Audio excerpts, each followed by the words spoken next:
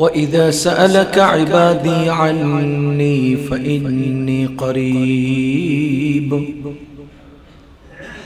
أجيب دعوة الداعي إذا دعان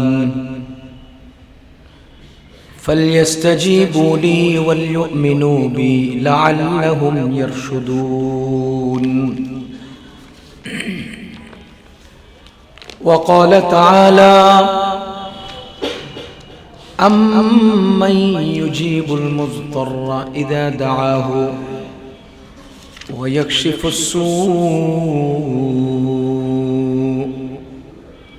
ويجعلكم خلفاء الأرض أإله مع الله قليلا ما تذكرون. وقال تعالى: ادعوني أستجب لكم. وقال رسول الله صلى الله عليه وسلم: الدعاء مخ العباد. وقال رسول الله صلى الله عليه وسلم: الدعاء هو العبادة. وقال رسول الله صلى الله عليه وسلم: إذا مات الإنسان انقطع عنه عمله إلا من ثلاث: إلا من صدقة جارية أو علم ينتفع به أو ولد صالح يدعو له. আলহামদুলিল্লাহ, আল্লাহ তাআলার অশেষ মেহেরবানি, যিনি আমাদেরকে জুমার নামাজ আদায়ের জন্যে মসজিদে আসার তৌফিক দিয়েছেন। জুমা পূর্ববর্তী দ্বীনি গুরুত্বপূর্ণ কিছু আলোচনা শোনার জন্যে আগে আগে আসার তৌফিক দিয়েছেন। শুকরিয়া আদায় করে জোরে সোরে বলবো আলহামদুলিল্লাহ। আমি আজকে একটা বিষয়ে আলোচনা করব নিয়ত করেছি, সেটা হলো দোয়া। আজকের আলোচনার বিষয় হলো দোয়া। আল্লাহ তাআলা বলেন: ওয়াইদা সাআলাকা ইবাদি আন্নি, যখন বান্দা আপনাকে জিজ্ঞেস করবে আমার সম্পর্কে, যখন বান্দা আপনাকে জিজ্ঞেস করবে আমার সম্পর্কে, আপনি বলে দিন ফাইন্নি করিব, আমি নিকটে আছি। করিব, কাছাকাছি। ফাইন্নি, নিশ্চয়ই আমি। করিব, কাছাকাছি। আমরা তো অনেক সময় জিজ্ঞেস করি আপনি কোথায় আছেন, তো যেখানে থাকি হয়তো ওখানে আসি এটা বলি, আর না হলে কাছে থেকেও দূরে আছি এ কথা বলি। সাধারণত পাওনাদারে প্রশ্ন করলে তখন কাছে থেকেও দূরে আছি এই কথা বলি, আমরা ধরা দিতে চাই না। আমার আল্লাহ বলেন ইদা সাআলাকা ইবাদি, আপনাকে যদি আমার সম্পর্কে আমার বান্দারা জিজ্ঞেস করে, ইবাদি আমার বান্দা, ইদা সাআলাকা আপনাকে জিজ্ঞেস করে, আন্নি আমার সম্পর্কে, তাহলে জিজ্ঞেস করলো কারা? বান্দা। জিজ্ঞেস করলো কাকে? নবীজিকে। জিজ্ঞেস করা হলো কার সম্পর্কে? আল্লাহর সম্পর্কে। এবার আল্লাহ নবীজির মাধ্যমে বান্দাকে উত্তর দিচ্ছেন ফাইন্নী করিব, আমি কাছাকাছি আছি, আমি নিকটে নিকটে আছি। কতটুকুন কাছে আছেন? সূরা কাফে আল্লাহ তাআলা বলেন ওয়া নাহনু আকরাবু ইলাইহি মিন হাবলিল ওয়ারিদ।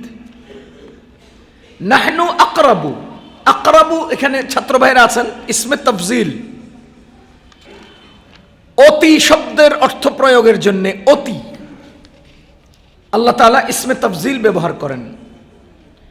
করিব বলেছেন কোথায়? সূরা বাকারা। আকরাবু বলেছেন কোথায়? সূরা কাফ। করিব মানি নিকটে, আকরাবু মানি অতি নিকটে। আর ইসমে তাফজিল সাধারণত তিন ভাবে ব্যবহার হয়, আলিফ লাম, ইজাফত এবং মিন। আলিফ লাম এজাফত এবং মিন। কোরআন হাদিস বুঝার জন্য এগুলো বুঝতে হবে, এগুলো আলোচনা করতে হবে। কেউ ইংরেজি ব্যাপার স্যাপার আলোচনা করলে মানুষ মনে করে যে ওর অনেক কিছু জানে। আমরা এমন কিছু আলোচনা করব যেগুলো দিয়ে আমরা কোরআন হাদিস সম্পর্কে জানি, এটা অন্তত বুঝুক মানুষ। আকরাবু ইসমে তাফজিল, এখানে মিন শব্দ দ্বারা ইসমে তাফজিল ব্যবহার হয়েছে। ওয়া নাহনু আকরাবু ইলাইহি মিন হাবলিল ওয়ারিদ। হাবলুল ওয়ারিদ বলা হয় এই যে গলার মাছ দুই সাইডে যে মোটা মোটা রগ, এই কণ্ঠনালীর দুই পাশে যে মোটা দুটা রগ আছে না, এই রগ দুটার মাধ্যমে পুরা শরীর নিয়ন্ত্রিত হয়। পুরা শরীরের মধ্যে যতগুলো রক্ত চলাচল সবগুলো ব্রেন থেকে যেই পুরা শরীরকে যে নিয়ন্ত্রণ করে এই দুই রগের মাধ্যমে। আর এই দুটা রগ, এই গাল যে আছে মুখ, এই মুখের কাছাকাছি এটা পরিচিত জায়গা হাবলুল ওয়ারিদ। আর এই মুখ দিয়া আল্লাহ তাআলা বলতেছেন ইদা সাআলাকা, যখন বান্দা আপনাকে জিজ্ঞেস করে আন্নি আমার সম্পর্কে, ফাইন্নি করিব আমি কাছে। জিজ্ঞেস করছে কোন কোন শরীরের কোন অঙ্গের দ্বারা? মুখ। জিজ্ঞেস করলাম কিসের দ্বারা? মুখ। এখন মুখের থেকে সবচেয়ে কাছে হলো এই রগটা, এই যে 1 ইঞ্চি পরে। আল্লাহ বলেন আকরাবু ইলাইহি মিন হাবলিল ওয়ারিদ। যে মুখে জিজ্ঞেস করছে তুমি কোথায়, আমি উত্তর দিলাম যে তার 1 ইঞ্চি দূরের যে রগ আমি তারও কাছে। সূরা হাদীদে আল্লাহ তাআলা বলেন ওয়া হুয়া মাআকুম আইনামা কুনতুম। তুমি যেখানেই থাকো না কেন আমি তোমার সাথে আছি। তুমি যেখানেই থাকো না কেন আমি তোমার সাথে আছি। এবার বলেন আমরা এতটুকুন সাব্যস্ত করতে পেরেছি যে আল্লাহ আমার সাথে, আমার নিকটে, অতি নিকটে। এখন ইনসাফের সাথে একটা প্রশ্নের উত্তর দেন। আমি একেবারে পিছনের কাতারের যিনি আছেন উনি আমার ভাই নন, উনি আমার বাবা নন, উনি আমার চাচা নন, উনি আমার বংশীয় কোনো আত্মীয় নন। কিন্তু আমি যদি অতটুকুন দূরে থাকা ওই মানুষটাকে আমার কোনো প্রয়োজনে ডাক দেই, ভাই আমাকে একটু হেল্প করেন, ভাই আমার কাছে একটু আসেন, ভাই আমি বিপদগ্রস্ত, আপনি কি আমার কাছে আসবেন? পেছনের যিনি আছেন একটু ইনসাফের সাথে বলেন তো আমার এই ডাকে আপনি সাড়া দিবেন কিনা? আপনি কি আমার আত্মীয় হন? না। আপনি কি আমার মা হন? না। বাবা হন? না। ভাই হন? না।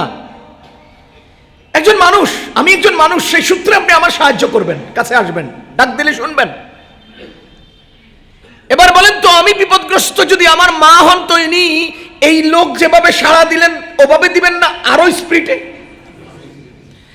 আমার বাবা যদি হন তো আমি আওয়াজ দিয়ে বিপদগ্রস্ত আমি যদি আমি তাকে ডাক দেই তো উনি যদি আমার বাবা হন তো তিনি কি এই অপরিচিত অচেনা একজন মানুষের মতো করে আসবেন না আরো দ্রুত বেগে আমার দিকে ছুটে আসবেন? এবার বলেন দুনিয়ার সমস্ত বংশীয় আত্মীয়র চেয়েও দুনিয়ার সমস্ত আত্মীয়দের আত্মীয়তা একাত্র করলে যতটুকুন আকর্ষণ হবে একজন বান্দার সাথে তার রবের সম্পর্ক, এরকম না আরো কোটি কোটি গুণে বেশি।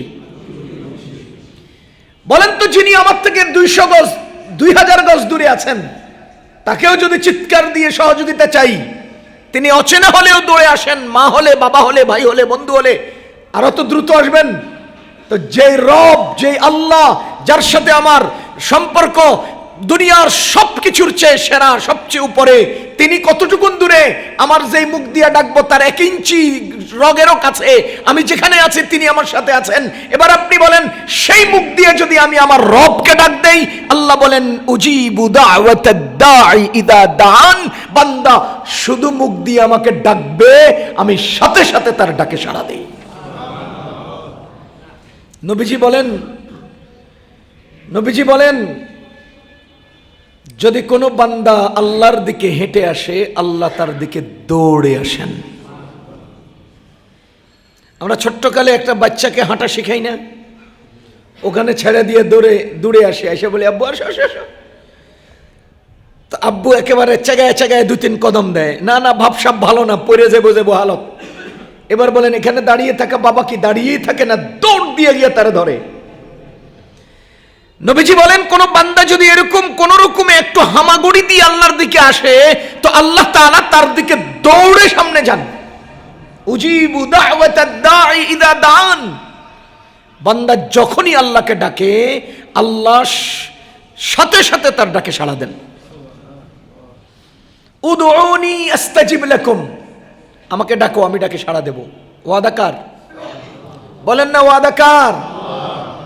দুনিয়ার সবাইকে একবারের জায়গায় 3 বার ডাক দিলে বিরক্ত হয়, আমিও হই। আরে আমি আপনাকে ওয়াজ করতেছি, আমি আপনার থেকে বেশি বিরক্ত হই। গত পরশুদিন আমি নোয়াখালী ওয়াজ করতে গেছি, মাহফিলে গেছি। আমি ম্যাপ ধরলাম 8 মিনিট লাগবে, আর 8 মিনিট। মাহফিল কর্তৃপক্ষের একজন ফোন দিচ্ছেন, হুজুর কতটুক দূরে? আমি বলছি ম্যাপে বলছে 8 মিনিট লাগবে। বলছে যে আমি অমুক ব্রিজের উপরে আছি। বললাম থাকেন। 3 মিনিট না 4 মিনিট পরে উনি আবার ফোন দিছে। আপনার কাছে কেমন লাগবে? আমি বিরক্ত হয়েছি, আমি রাগ হয়ে গেছি। বললাম মাত্র 8 মিনিটের টাইম লাগবে, আমি বলছি তো আপনি অন্তত 8 মিনিট অপেক্ষা করেন না। 3 মিনিট পরে আপনি আবার ফোন দিতে হবে কেন? সারাদিন ফোন ধরতে ধরতে বিরক্ত হয়ে যাই। আবার আপনি একটা মাহফিলের 8 মিনিট টাইম দিয়েছি, 8 মিনিট যেতে দেন না, আবারই ফোন দেন। মানে আমি বিরক্ত হই, আমি তো মানুষ। আমার আল্লাহ বলেন না, আমার বান্দা যদি আমাকে না ডাকে, টেলিফোন না করে, তো আমি বিরক্ত হই। আল্লাহ না ডাকলে বিরক্ত হন, আর আমি ডাকলে বিরক্ত হই। وَإِذَا سَأَلَكَ عِبَادِي عَنِّي فَإِنِّي قَرِيبٌ। আল্লাহ বলেন বান্দা যখনই আমার সম্পর্কে আপনাকে জিজ্ঞেস করে আমি কোথায়, আপনি বলে দিন আমি কাছে কাছে কাছে কাছে। উজিবু দাওয়াতাদ দাঈ ইযা দান। যখনই বান্দা আমাকে ডাকে, আমি সাথে সাথে ডাকে সাড়া দেই। বলেন তো আমরা অনেক সময় আল্লাহকে ডাকা ছেড়ে দেই, আল্লাহর থেকে দূরে সরে যাই, দুনিয়ার চাপে, দুনিয়ার পেরেশানিতে, দুনিয়ার কাজে এমন ভাবে ব্যস্ত হই যে নামাজ, ইবাদত, দোয়া সবকিছু থেকে দূরে সরে যাই। আমাদেরকে ফিরে আসতে হবে। আমাদের আল্লাহ না ডাকলে নারাজ হন। নবীজি বলেন সাল্লাল্লাহু আলাইহি ওয়াসাল্লাম, একজন ব্যক্তি সফরে যাচ্ছে, ঘোড়া অথবা উট বেঁধে, উট এর উপরে সফর করে যাচ্ছে। যাওয়ার পথে হঠাৎ করে তার প্রচন্ড দুর্বলতা, প্রচন্ড ঘুমের চাপ, অথবা প্রচন্ডভাবে তার রেস্ট নেওয়ার দরকার দেখা দিয়েছে। এখন সে তার উট গাছের সাথে বেঁধে, অথবা ঘোড়াটা গাছের সাথে বেঁধে, সেই লোকটা এক মরুভূমি, ডানে বামে শুধু বালু, ধুধু খালি জায়গা, মানুষ নাই, আশ্রয়ের জায়গা নাই, নির্ধারিত দূরত্ব জানা নাই যে কতটুক দূরে যে মানুষজন পাওয়া যাবে, এমন জায়গায় তিনি ঘুমালেন। ঘুম থেকে যখন চোখ খোলেন তখন দেখেন যে ওনার ঘোড়াটা নাই, ওনার উটটা নাই। এবার আপনারা বলেন তো এই লোকটার উপায় কি হবে? এই লোকটার হালত কি হবে? আমাদের নবীজি সাল্লাল্লাহু আলাইহি ওয়াসাল্লাম এইভাবে একটা উদাহরণ দিয়ে উম্মতকে বুঝাতে চাইলেন যে এমন একজন মানুষ, সে ওখানে ঘোড়াটা বেঁধে ঘুমিয়ে পড়েছেন, ঘুম থেকে উঠে যখন ঘোড়াটা দেখেন না, তখন সেই লোকটা যেমন পেরেশান হন, পেরেশান হন, পেরেশান হন। এই পেরেশানিতে ক্লান্ত হয়ে তিনি আবার ঘুমিয়ে পড়েছেন। করবেন কি? কিং কর্তব্য বিমূঢ়, সিদ্ধান্তহীন এই মানুষটা জীবনের নিশ্চয়তা হারিয়ে, বেঁচে থাকার কোনো উপায় উপকরণ না দেখে আবারও সেই ক্লান্ত শরীর নিয়ে ঘুমিয়ে পড়েছে। আবার যখন চোখ খুলে দেখে, তার ঘোড়াটা তার সামনে দাঁড়িয়ে আছে। বলেন তো এই লোকটার খুশির কোনো সীমা থাকবে? এই লোকটা কি পরিমাণ খুশি হবে? আমাদের নবীজি বলেন, কোন বান্দা যদি আল্লাহকে ভুলে এরকম দূরে সরে যায়, এরপরে ওই বান্দা আবার যদি আল্লাহর কাছে ফিরে আসে, তো এই লোকটা ঘোড়া পেয়ে যত খুশি হন, আমার আল্লাহ তার বান্দা ফিরে আসলে তার চেয়েও বেশি খুশি হন, তার চেয়েও বেশি খুশি হন। উজিবু দাওয়াতাদ দাঈ ইযা দাআন, বান্দা আমাকে ডাকবে, আমার কাছে দোয়া করবে, দোয়া করতে দেরি, আমি দোয়ায় ডাকে সাড়া দিতে দেরি নাই। উদউনি আস্তাজিব লাকুম, আমাকে ডাকো, আমি ডাকে সাড়া দেব, আমি তোমার দোয়া কবুল করব। মহান রব্বুল আলামিন দোয়া কবুল করবেন, কারণ দোয়া কবুল করার জাত মাত্র একজন। দোয়া কবুল করার জাত কয়জন? একজন। তিনিই তো দিবেন, তিনি ছাড়া দেওয়ার কে আছেন? তিনিই তো দিবেন, তিনি ছাড়া দেওয়ার কে আছেন? তিনি যদি কাউকে দেন, তাকে দেওয়ার কেউ নেই। আর আমি যদি কাউকে দেই, আমাকে দেওয়ার আল্লাহ আছেন। আমি সহজভাবে বলছি, আমার আল্লাহ এমন এক জাত, এমন এক সত্তা, যার কাছে এই পরিমাণ নিয়ামত আছে, এই পরিমাণ। নবীজি সাল্লাল্লাহু আলাইহি ওয়াসাল্লাম বলেন, আল্লাহ বলেছেন হাদিসে কুদসি, নবীজি বলেন, আল্লাহ বলেন, ইন্না আউওয়ালাকুম ওয়া আখিরাকুম ওয়া ইনসাকুম ওয়া জিন্নাকুম ইযা কামু ফি সাঈদিন ওয়াহিদিন, যদি তোমাদের প্রথম মানুষটা শেষ মানুষটা, যদি তোমাদের প্রথম মানুষ এবং শেষ মানুষ, ওয়া ইনসাকুম ওয়া জিন্নাকুম, যদি তোমাদের সমস্ত জিন, সমস্ত মানুষ, আবার বলছি, যদি তোমাদের প্রথম মানুষ এবং শেষ মানুষ, প্রথম মানুষকে আদম আলাইহিস সালাম, শেষ মানুষকে জানি না, কিয়ামত যে মুহূর্তে ঘটবে তার আগ মুহূর্তের যে মানুষটা আসবে দুনিয়াতে, সে সমস্ত মানুষ একত্রে দুনিয়াতে থাকে, সমস্ত জিন একত্রে দুনিয়াতে থাকে, আর সবাই যার যার রুচি অনুপাতে, চাহিদা অনুপাতে আমার কাছে কোনো কিছু চায়, তবে প্রত্যেকের চাওয়া পূরণ করে দেওয়ার পরেও সমুদ্রে সুই ফেললে সুইয়ের আগায় যে পানি উঠে, আমার খাজানা থেকে সুইয়ের অগ্রভাগের পানি পরিমাণও কমবে না। আমার আল্লাহর কাছে এই পরিমাণ আছে। আপনি বলেন তো আল্লাহ তাআলার কাছে কি পরিমাণ আছে? আল্লাহ বলেন, ওয়া ইন তাউদ্দু নি'মাতাল্লাহি লা তুহসুহা, আমার নিয়ামতের গণনা যদি তোমরা সবাই মিলেও করো, তবুও শেষ করতে পারবে না। আপনি নিয়ামতের গণনা করবেন, নিজের ভিতরে যা আছে এগুলোর হিসাব করেই তো বাইরে যাবেন। তা আমি জিজ্ঞেস করতে চাই, এমন কে আছেন যে তার শুধু নিজের ভেতরের নিয়ামতগুলোর গণনা শেষ করতে পারবে? বাইরে তো পরে যাবেন, ময়দানে তো পরে যাবেন, আসমানে তো পরে যাবেন, জমিনে তো পরে যাবেন, পাহাড়ে তো পরে যাবেন, সমুদ্রে পরে যাবেন, নিজের ভেতরের নিয়ামতের গণনাই তো শেষ হবে না। এই পরিমাণ নিয়ামত আল্লাহ তাআলার কাছে আছে। এবার আমার প্রশ্ন হলো, আল্লাহর কোনো জরুরত আছে? বলেন, আল্লাহ তাআলার কোনো জরুরত আছে? আর আমার পীর সাহেবের, দাদার, বাবার, নানার সবার জরুরত আছে, আল্লাহর কোনো জরুরত নেই।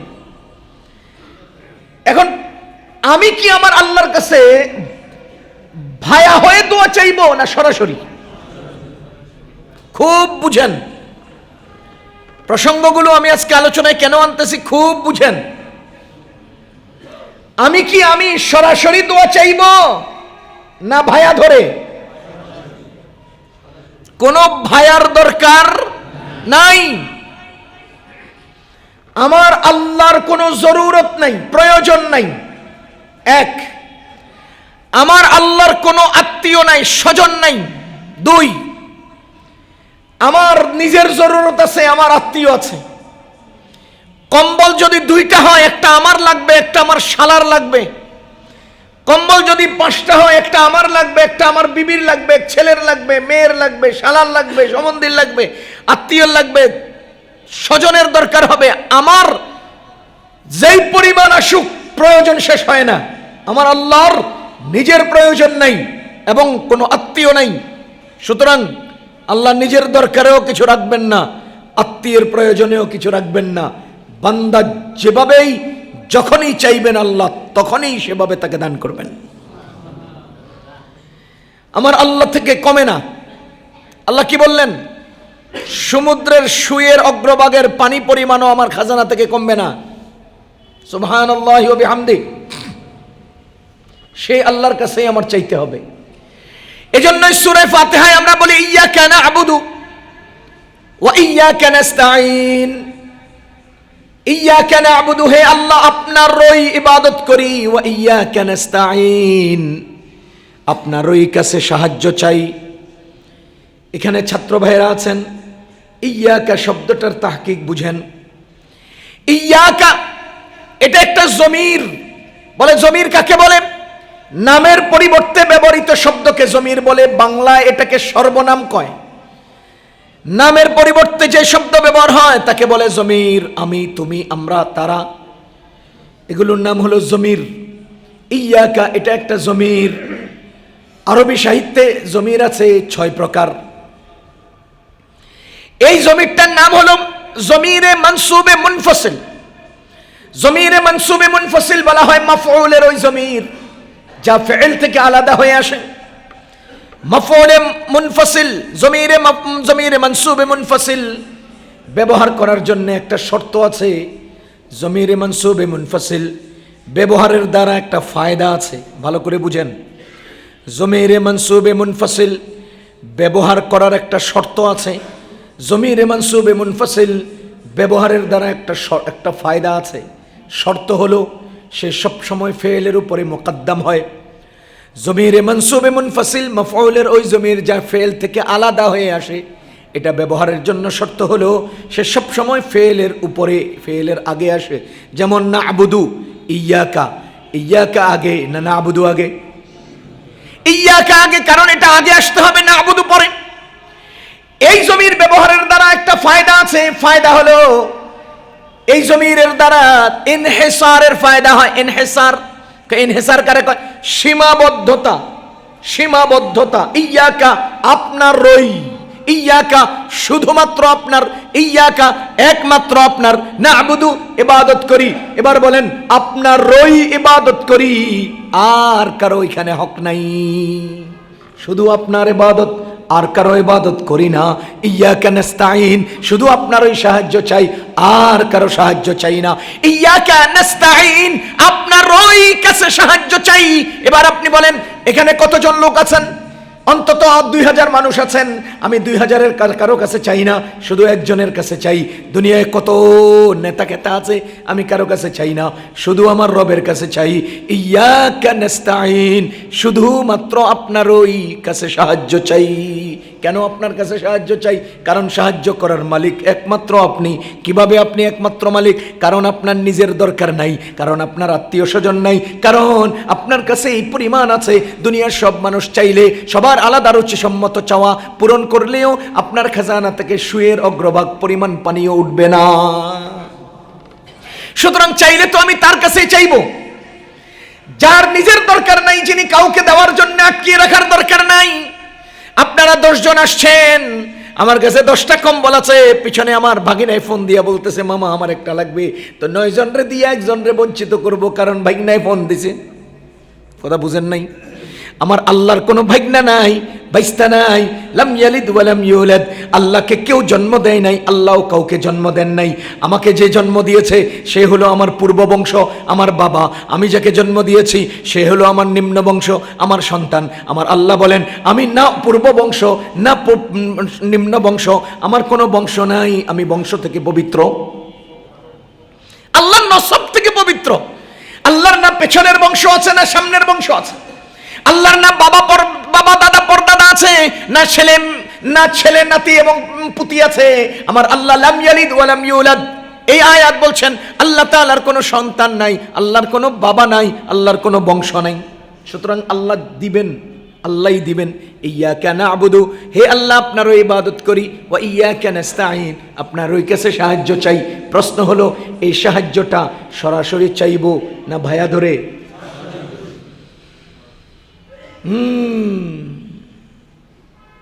সরাসরি চাইবো না ভায়া ধরে? আচ্ছা, চট্টগ্রামের এক বক্তার বয়ান শুনলাম। সেই বক্তা তার পীর সাহেবের ফজিলত বয়ান করতে গিয়ে জনগণকে পীরমুখী করার জন্য বয়ান দিচ্ছে। যদি কোনো এলাকার কোনো বাজেটের দরকার হয় তো এলাকাবাসী এমপি সাহেবকে বলেন, এমপি সাহেব সংসদে উত্থাপন করেন, এমপি সাহেব স্পিকার বরাবর সেটাকে ব্যক্ত করেন, পেশ করেন। সে স্পিকার বাবদ, স্পিকারের মাধ্যম হয়ে সেটা প্রধানমন্ত্রীর কাছে যায়, প্রধানমন্ত্রী সেটাকে বাজেট দিলে সেই বাজেট আমার এলাকায় আসে। সুতরাং কেউ যদি আল্লাহর কাছ থেকে কিছু হাসিল করতে হয় তো পীর সাহেবের কাছে, পীর সাহেবের মাধ্যমে আল্লাহকে বলতে হবে, তবে পীরের কাঁধে কইরা আল্লাহ আমার জন্য পাঠাবে। সে তার মতো করে বয়ান করছে, আমি আমার মতো করে তারটাকে উপস্থাপন করছি। মানে মূল কথা হলো যে আমি যদি আল্লাহর কাছ থেকে কিছু নিতে হয় তবে আমি আমার পীরের কাছে বলতে হবে, তো পীর সাহেব আল্লাহকে পেশ করবেন, তো আল্লাহ তার পীরের কাঁধের করে আমার জন্য পাঠাবেন। আচ্ছা, আপনারা বলেন তো, বনি ইসরাইলের 3 জন লোক একদিন রাস্তায় চলতে গিয়ে বৃষ্টি এবং তুফানের কবলে পড়ে পাহাড়ের গুহার মধ্যে ঢুকে গিয়েছিলেন কিনা? বলেন না, গিয়েছিলেন কিনা? সেই 3 জন লোক কোন পীর সাহেবের ভায়া ধরে আল্লাহর কাছ থেকে সেই বিপদ থেকে মুক্তি পেয়েছেন? ইনসাফের সাথে বলেন, যদি বনি ইসরাইল পাহাড়ের গুহায় আটকা পড়ে সেখান থেকে মুক্তি পাওয়ার জন্য দুনিয়ার কোন পীরের দরকার না হয়, তো আমি আখেরি নবী উম্মত, আখেরি নবী সাল্লাল্লাহু আলাইহি ওয়াসাল্লামের উম্মত, কেন পীরের দরকার হবে? কেন পীরের দরকার হবে?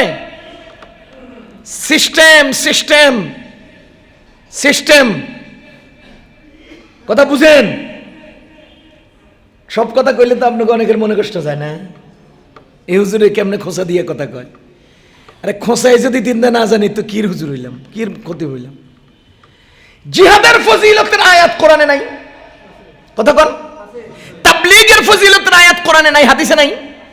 আরে বলেন না, চলমান সিয়াসত আর রাজনীতির আয়াত, রাজনীতির হাদিস, রাজনীতির ফজিলতের হাদিস কোরআনে নাই, হাদিসে নাই।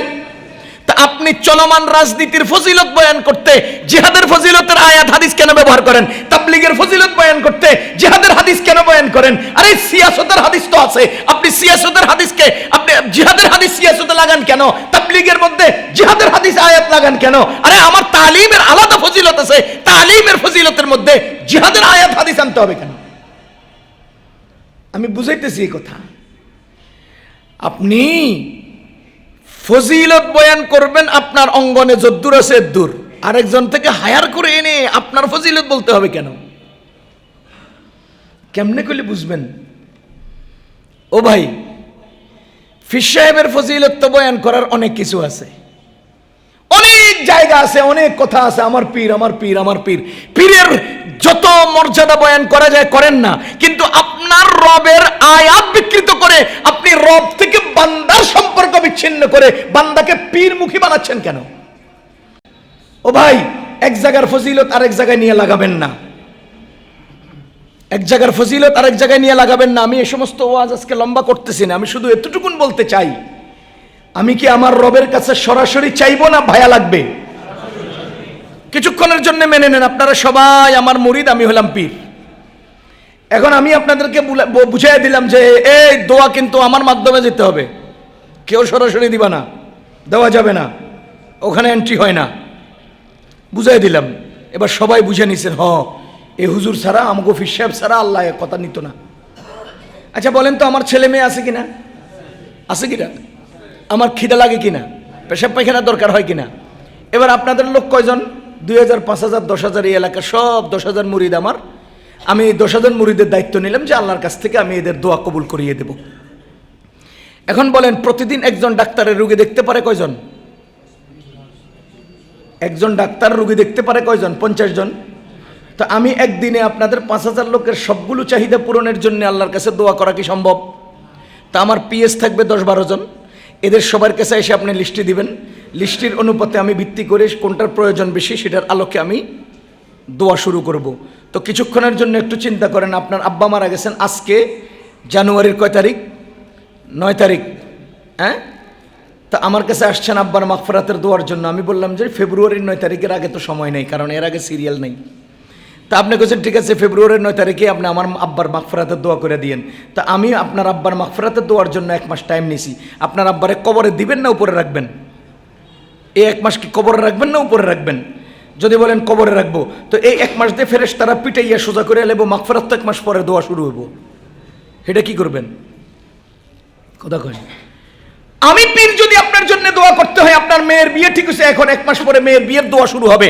আমি পীর যদি দোয়া করতে হয়, আপনার মেয়ের ডেলিভারির প্রয়োজন পড়েছে 3 দিন পরে, আমি 1 মাস পরে দোয়া শুরু করব, তখন আপনার কি হবে? এজন্য মুসলমান, দুনিয়ার কোনো পীর বাবার দরকার হয় না, দুনিয়ার কোনো মাধ্যমের প্রয়োজন হয় না, দুনিয়ার কোনো ভায়ার দরকার হয় না। আমার আল্লাহ বলেন, ওয়া ইযা সাআলাকা ইবাদি, আমার এই বান্দারা যদি আমার সম্পর্কে আপনাকে জিজ্ঞেস করে, ফাইন্নী করিব, সবাইকে বলে দিন আমি কাছে আছি। উজিবু দাওয়াতাদ দাঈ, এই বান্দাদের যে কেউ যখনই আমাকে ডাকে, উজিবু, আমি সাথে সাথে তার ডাকে সাড়া দেই। ও মুসলমান পীর সাহেব, যার ভাই আছে, ভাতিজা আছে, নিজের প্রয়োজন আছে, আপনি এসে আমারে বললেন হুজুর 1 নম্বর কম্বল একটা ব্যবস্থা করে দেন আল্লাহর কাছ থেকে। আমি আল্লাহরে কইলাম আল্লাহ 1000 পিস 1 নম্বর কম্বল দেন। তো আল্লাহর পক্ষ থেকে কিছু ফেরেশতারা আমাকে 500 পিস দিছে 1 নম্বর, 500 পিস দিছে 3 নম্বর, 300 পিস দিছে 2 নম্বর, 200 পিস দিছে 1 নম্বর। 1 নম্বর কম্বল আইছে মাত্র 200 পিস, 2 নম্বর কম্বল আইছে 300 পিস, 3 নম্বর কম্বল আইছে 500 পিস। আপনারা 1000 লোক লাইন ধরছেন, আমি দেওয়ার সময় কি 1 নম্বর দিয়ে শুরু করবো না 3 নম্বর দিয়া? এবার বলেন তো, আমার ভাগনারে যদি দায়িত্ব দেয়, ভাগনা তুই বিতরণ কর। আপনাদের এলাকার চেয়ারম্যান সাহেবের বোর্ড অফিসে থাকতেই এলাকার জন্য বরাদ্দ চাউলগুলো যে পিছনের দরজা দিয়ে বিক্রি হয়, আল্লাহর কাছ থেকে আনা সব কম্বল আমার ভাগনা পিছন দিয়া বন্টন করে লাগবো। তখন কি হবো? বুঝেন না? তখন কি হবো? ইযা সাআলাকা ইবাদি আন্নী ফাইন্নী করিব, আমি আমার আল্লাহর কাছে নিজে চাইবো। বান্দা আল্লাহর কাছে সরাসরি চাইবে, কোন বান্দার দোয়ার প্রয়োজনে ভায়ার দরকার হবে না। এবার প্রশ্ন হলো, যারা মৃত্যুবরণ করেছে তাদের জন্য দোয়া। কেউ যদি দুনিয়াতে থাকে, তবে কোন বুজুর্গ পীর সাহেবের কাছে দোয়া চাওয়া, এই 2টা পয়েন্ট আরো কথা রয়ে গেছে। আমি আমার দরকারে আমার আল্লাহকে চাইবো, আল্লাহর কাছে দোয়া করব। কিন্তু একজন বাবা অনেক সময় আমার কাছে আসে, হুজুর আমার ছেলেটাকে একটু দোয়া করে দেন। তাইলে আমি বাবা দোয়া করলেই যদি হয়ে যায়, তো হুজুরের কাছে কেন আসলাম? একজন বড় বুজুর্গের কাছে কেন নিয়ে যাই? এটাও হাদিস দ্বারা সাব্যস্ত, এটা হাদিস দ্বারা সাব্যস্ত। অন্যের কাছে দোয়া চাওয়া যায়। আপনারা মাঝে মধ্যে দোয়ার জন্য আমাদের কাছে অনুরোধ করেন, আমার মা অসুস্থ, বাবা অসুস্থ, ভাই অসুস্থ, একটু দোয়া। নিজের দোয়ার পাশাপাশি বুজুর্গের দোয়া যদি সংযুক্ত হয়, তবে এই দোয়া বেশি কার্যকর হবে। এই জন্য সাহাবায়ে কেরাম বিভিন্ন সময় বিভিন্ন প্রয়োজনে নিজের সন্তান এবং আত্মীয় স্বজনের জন্য নবীজির কাছে দোয়া চাইতেন। বুজুর্গগণ এভাবে অন্যের জন্য দোয়া করতেন, দোয়া চাওয়া হতো, এটাও সাব্যস্ত আছে। সুতরাং দোয়া চাওয়াও যাবে, অন্যের জন্য দোয়া করাও যাবে। রাসূল করিম সাল্লাল্লাহু আলাইহি ওয়াসাল্লাম বলেন, যদি কোনো ব্যক্তি অন্যের জন্য দোয়া করে, তবে তার জন্য ফেরেশতারা দোয়া করতে থাকে। নিজের জন্যই নয়, অন্যের জন্য দোয়া করা চাই, অন্যের জন্য দোয়া করা চাই। আমি যে কথাগুলো আগে বলেছি, সাহায্য যদি দরকার হয় চাইবো কার কাছে? দোয়ার দরকারে চাইবো কার কাছে? দোয়া অন্যের কাছেও চাওয়া যায়, প্রয়োজনে অন্যের কাছে, বড় বুজুর্গদের কাছে, অন্যের নিকটে বলা যায় যে আমি দোয়া চাইতেছি, আল্লাহর ওয়াস্তে নেক দোয়ায় শামিল রাখবেন, এগুলো করা যায়। 3 নম্বর প্রসঙ্গ, যদি কেউ মারা যান, ইন্তেকাল করেন, তাদের জন্যে দোয়া, তাদের জন্যে দোয়া। রাসূল করিম সাল্লাল্লাহু আলাইহি ওয়াসাল্লাম ইরশাদ করেন, ইযা মাতাল ইনসান ইনকাতা আনহু আমালুহু ইল্লা মিন 3, ইল্লা মিন সাদাকাতিন জারিয়া আও ইলমিন ইউনতাফাউ বিহি। যখন মানুষ মারা যায়, ইদা মাতাল ইনসান, যখন মানুষ মারা যায়, ইনকাতা, বিচ্ছিন্ন হয়ে যায়, আনহু, তার থেকে, আমালুহু, তার আমলের সমস্ত জায়গাগুলো, তার আমলের সমস্ত ক্ষেত্রগুলো তার থেকে বিচ্ছিন্ন হয়ে যায়। ইনকাতা আনহু আমালু, আমলের ক্ষেত্রগুলো সব তার থেকে বিচ্ছিন্ন হয়ে যায়। আমলের ক্ষেত্র দুইটা, একটা হলো নিজ আর একটা হলো পর। বলেন, আমলের ক্ষেত্র দুইটা, একটা হলো নিজ আর একটা হলো পর। নিজ হলো নিজের জবান, নিজ হলো নিজের কান, নিজের চোখ, নিজের মুখ, নিজের হাত, নিজের পা, নিজের দিমাগ, নিজের চলাচল, নিজের বলা, সব কিছু মিলিয়ে একজন মানুষ নিজে আমল করে, নিজের দ্বারা নিজে আমল অর্জন করে, এটা হলো নিজ। সুতরাং আল্লাহর রাসূল বলেন, ইদা মাতাল ইনসান, চোখ যখন বন্ধ হয়ে যায়, নিঃশ্বাস যখন থেমে যায়, ইনকাতা আনহু আমালু, তার অঙ্গ প্রত্যঙ্গের সমস্ত আমলের রাস্তা বন্ধ হয়ে যায়। দ্বিতীয় নম্বর হলো পর, আমলের দ্বিতীয় নম্বর ক্ষেত্র হলো পর। আমি আরো একদিন বলেছিলাম, আমার সামনে চারটে জিনিস আছে, ব্যক্তি, বস্তু, জায়গা এবং সময়। আমার সামনে চারটে জিনিস আছে, 1 নম্বর ব্যক্তি, 2 নম্বর বস্তু, 3 নম্বর জায়গা, 4 নম্বরে সময়। আমার সামনে যে ব্যক্তি আছেন, সব ব্যক্তিরা আমার আমলের জন্য। 2 নম্বর, আমার যে বস্তুগুলো আছে, বস্তুগুলো আমলের জন্যে। আমার যে জায়গাগুলো আছে, জায়গাও আমলের জন্যে। আমার যে সময়টা আছে, সময়টাও আমলের জন্যে। সবগুলো আমলের ক্ষেত্র বিচ্ছিন্ন হয়ে যায়, অফ হয়ে যায়, আমার থেকে আলাদা হয়ে যায়। এগুলো দিয়ে অন্যেরা আমল করবে। আমি মারা যাওয়ার সাথে সাথে জগতের সব কিছুর দ্বারা আমলের যে সুরত আমার ছিল, সবগুলো বন্ধ হয়ে যায়। আমি একটা উদাহরণ দিই, এটার নাম কি? টিস্যু। বলেন, এটার নাম কি? টিস্যু। এটা একটা বস্তু, ঠিক না? এটা একটা বস্তু। কামরুল ভাই হেঁটে যাচ্ছেন, তিনি একজন ব্যক্তি। হঠাৎ করে রাত্রেবেলা একটা পোকা তার চোখের মধ্যে পড়ছে, সেটা একটা বস্তু। একটা পোকা তার চোখে পড়েছে, হঠাৎ করে তার চোখ জ্বলা পড়া শুরু হয়েছে। তিনি চোখ এভাবে ডলাডলি করতেছেন, ব্যথা অনুভব করছেন, কোনো সুরত পাচ্ছেন না, চোখে পানি চলে আসছে। আমি সামনে গেলাম, গিয়ে জিজ্ঞেস করলাম, কি সমস্যা? কয়েকটা পোকা পড়ছে। আমি 2 আঙ্গুল দিয়ে তার চোখটাকে ফাঁকা করলাম, টিস্যুটাকে চোখা করে তার চোখ থেকে এই পোকাটা বের করে নিয়ে আসলাম।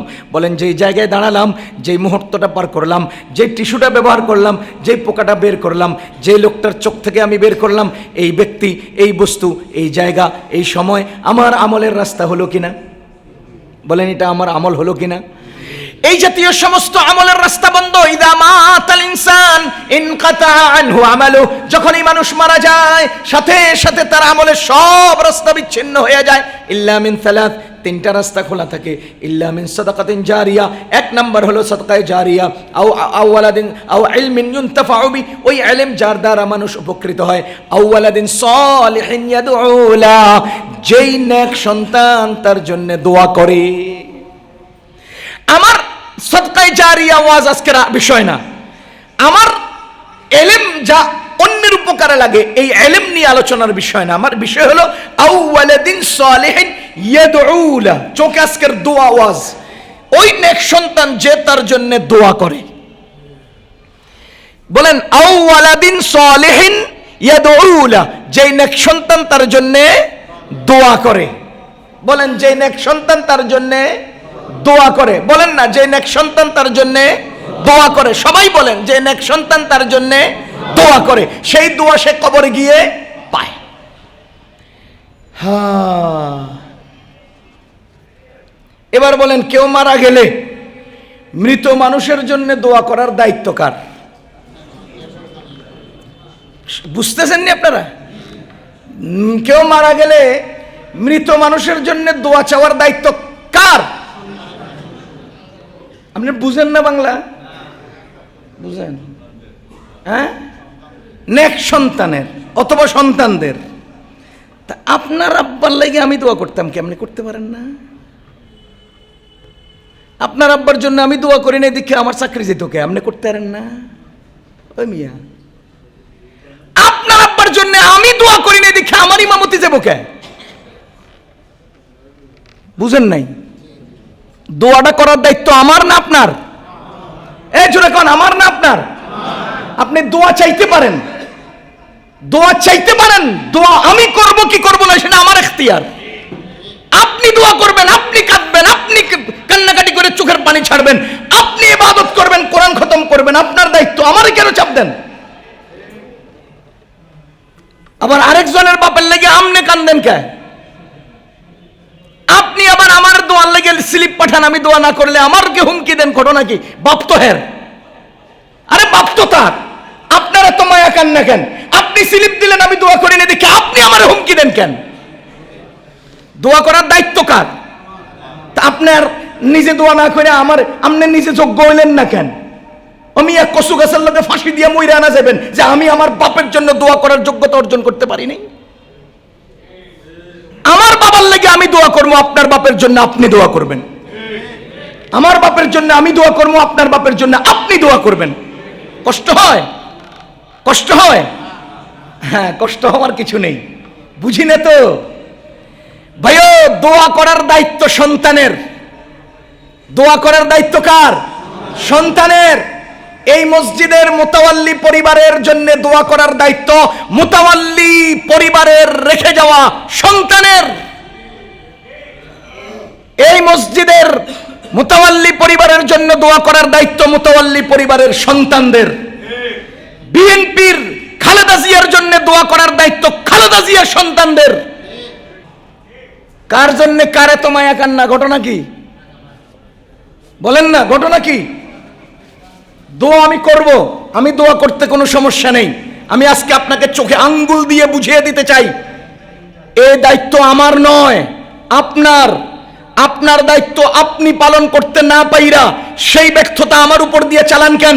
বাড়িতে বড় লোকে ঝগড়া কইরা মসজিদে আইয়া ইমাম সাহেবের লোকে ঝগড়া গরমি দেখান কেন?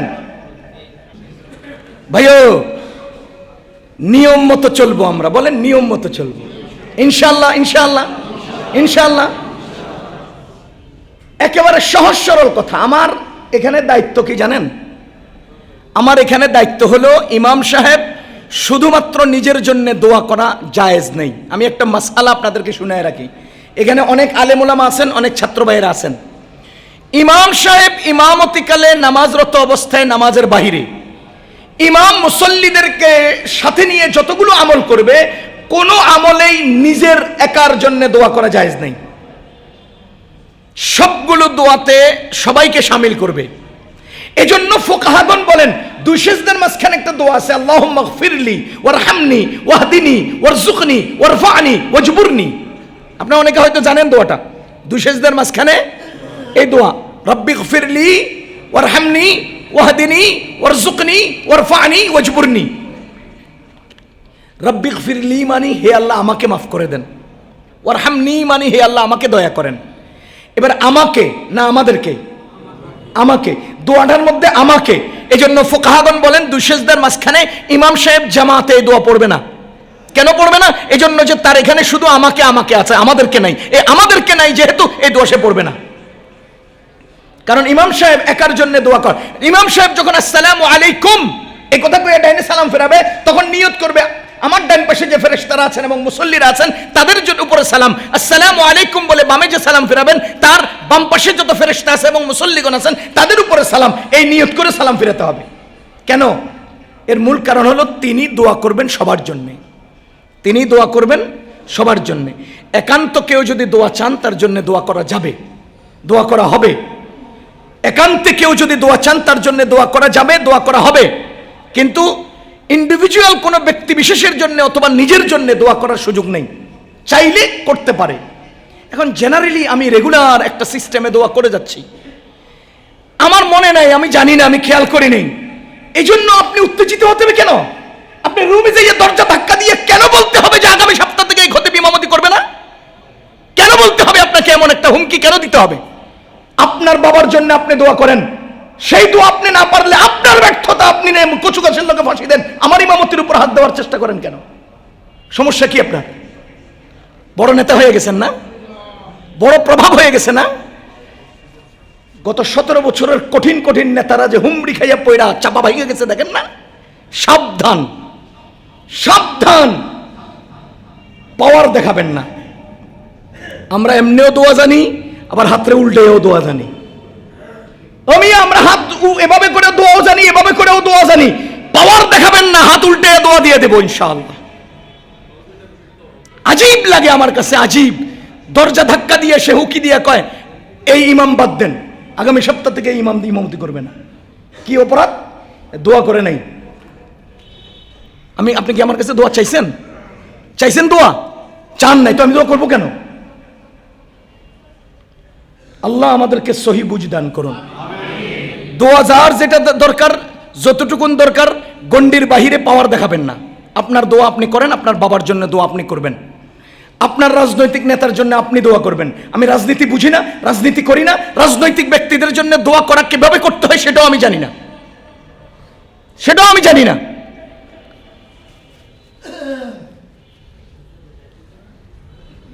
আল্লাহ আমাদেরকে বুঝদান করুন, হেফাজত করুন। আমি একেবারে সহজ কথা বলছি, শুনেন। একটা নির্ধারিত নীতি, নির্ধারিত গণ্ডির মধ্যে আমরা চলার চেষ্টা করি।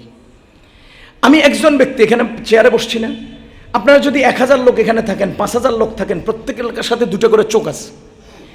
এখন 5000 লোকের 10,000 চোখ, সব চোখ কি আমাকে একরকম দেখে?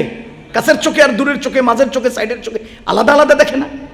তো এত আলাদা দর্শন, এত আলাদা দেখা, এত সব কিছু বাছ বিচার কইরা আমি যে সুইয়ের মতো চলতে, আমার জন্য কঠিন হবে ভাই, আমার জন্য তো কঠিন হবে এটা।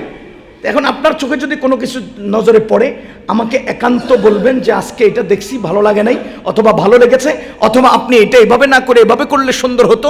এইভাবে যদি আমাকে মশওয়ারা দেন, পরামর্শ দেন, আমি খুশি। আমরা শুধরাই, আমরা সুন্দর হই, সুন্দর চলার চেষ্টা করি। 10,000 চোখ ফাঁকি দিয়া কোনো কাজ করে ফেলবো, এটা তো কঠিন। এজন্য ইমাম সাহেবের রুমে আমি বসছি, আপনি এসে দরজাটা ধাক্কা দিয়ে যে বলছেন যে এই হুজুরের দিয়া হবে না, ওনাকে বাদ দিয়া খতিব লন, এই টাইপের বেয়াদবি করবেন না। আরেকটা কথা মনে রাখেন, আপনি একা আর আমি একা নই। আপনি আওয়াজ উঠাবেন চা দোকানে, আমি আওয়াজ উঠাবো মিম্বরে। আপনি আওয়াজ উঠাবেন চা দোকানে, আমি আওয়াজ উঠাবো মিম্বরে। আপনার কথা শুনবে 10 জন, আমার কথা শুনবে 10,000। সুতরাং আপনি হিসাব করে কথা বলবেন, হিসাব করে সমালোচনা করবেন। বুঝে ধরলে মেনে নেবেন, বুঝে না ধরলে আমাদের সাথে একান্তে বৈশা এটাকে সমাধান করবেন। আজকে না হলে কালকে এটার সমাধান হবে, কালকে না হলে পরশু দিন হবে। তবুও রাস্তাঘাটে এদিক সেদিক কোনো উল্টাপাল্টা আওয়াজ উঠাবেন না। আমরা দরদ নিয়ে উম্মতের প্রয়োজনে কাজ করার চেষ্টা করি, দরদ নিয়ে উম্মতের কল্যাণে কথা বলার চেষ্টা করি, দরদ নিয়ে উম্মতের জন্যে, উম্মতের ফায়দা কিভাবে হবে সেভাবে কথা বলার চেষ্টা করি, কোরআন শরীফ খোলা রেখে কথা বলার চেষ্টা করি। আল্লাহ আমাদেরকে বুঝার তৌফিক দান করুন, হেফাজত করুন।